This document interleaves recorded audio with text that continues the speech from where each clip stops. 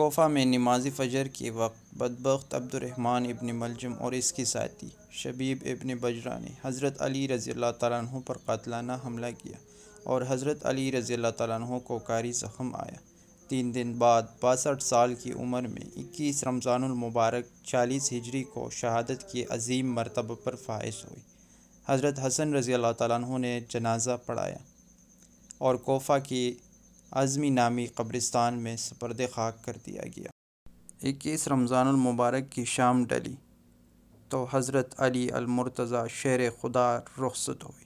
صحابہ کہتے مدینہ میں کوہرام مچ گیا، بغداد کی گلیاں سونی ہوئی، کوفے کے لوگ تڑپے، مکے میں بھی لوگوں نے دعائیں مانگی۔ وہ سورج اس انداز میں اس دنیا سے گیا کہ اس کی روشنی قیامت تک باقی رہے گی، اس کا اجالا قیامت تک چمکتا رہے گا۔ حضرت علی رضی اللہ تعالیٰ عنہ کا نام آج بھی خودداری کی علامت ہے۔ حضرت علی رضی اللہ تعالیٰ عنہ کا نام ایمان کی علامت ہے۔